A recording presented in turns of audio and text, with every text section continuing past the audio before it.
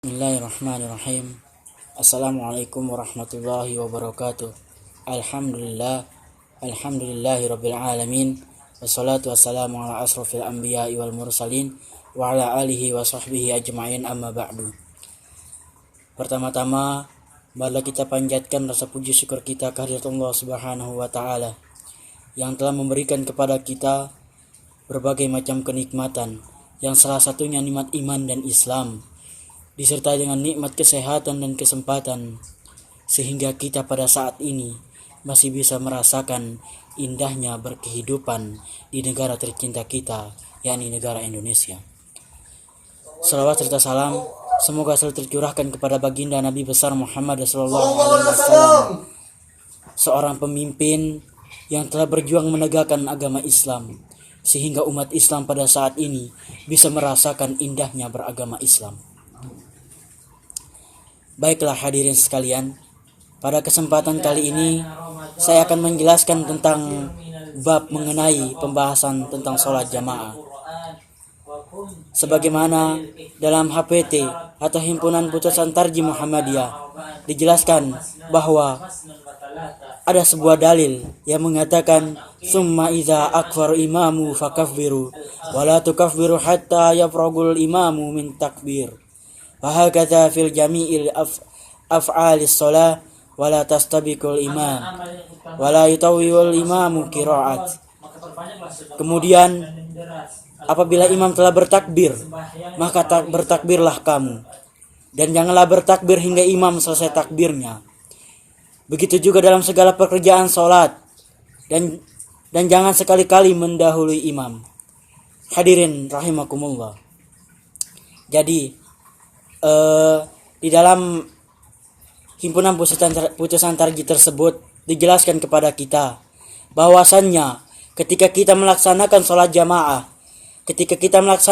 jamaah di masjid ataupun dimanapun saja, hendaknya kita tidak boleh mendahului segala gerakan ataupun ucapan-ucapan di dalam sholat jamaah sebelum imam selesai dalam melaksanakan segala perkara tersebut. Di mana di dalam dalil tersebut dijelaskan bahwasannya ada beberapa aturan yang harus ditaati oleh setiap jamaah yang mengikuti sholat jamaah yang dipimpin oleh seorang imam, yang mana semua bacaan, gerakan itu harus imam terlebih dahulu, barulah setelah itu jamaah yang mengikuti imam tersebut. Tidak boleh ada satu pun jamaah yang mendahului imam dalam segala gerakan maupun ucapan ketika melaksanakan sholat jamaah. Jadi di dalam HPT tersebut kita diajarkan bagaimana kita berdisiplin, bagaimana kita tidak boleh mendahului imam dalam segala pergerakan sholat jamaah kita, agar sholat jamaah kita bisa diterima, bisa membawa makna bagi kita, terlebih-lebih kita mendapatkan pahala di sisi Allah Subhanahu wa taala. Lanjut dengan dalil yang kedua, yakni wala yutawwirul imamu qira'at, dan imam jangan panjang-panjang bacaannya.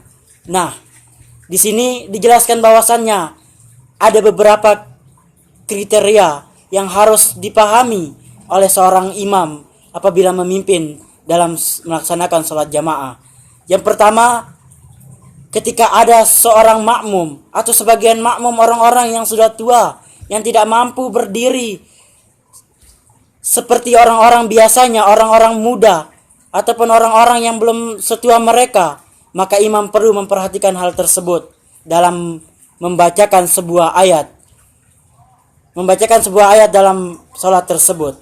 Pertama, imam tidak boleh panjang dalam membacanya, karena terlihat dari beberapa jamaah tadi yang sudah mempunyai usia lanjut ataupun tidak mampu berdiri seperti jamaah-jamaah yang lain.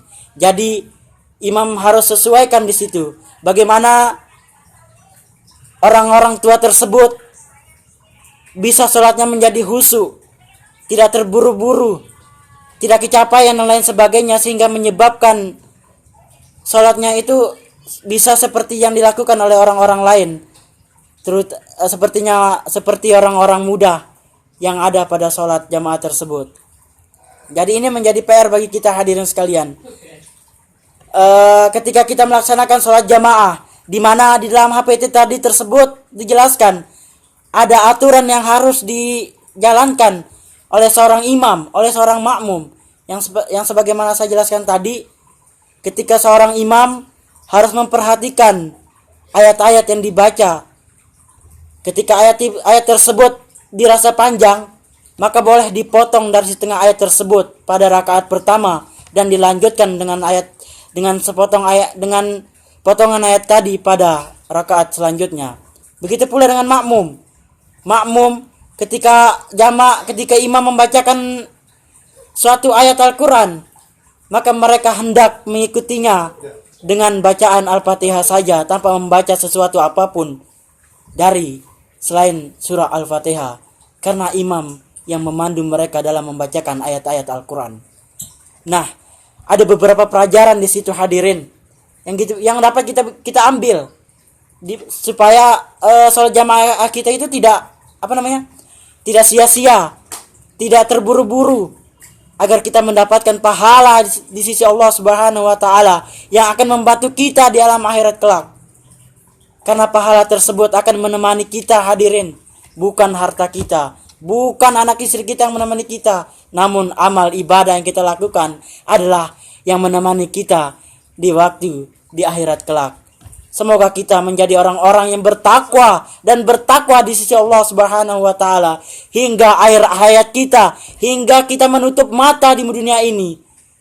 Dan di akhirat kelak kita dijadikan sebagai orang-orang yang spesial, istimewa di sisi Allah Subhanahu wa taala dengan membawa predikat takwa yang sebenar-benarnya, bukan takwa dalam mata pandangan manusia itu sendiri. Semoga bermanfaat. Demikian yang dapat saya sampaikan. Billahi fi sabilil haq fastabiqul khairat. Assalamualaikum warahmatullahi wabarakatuh.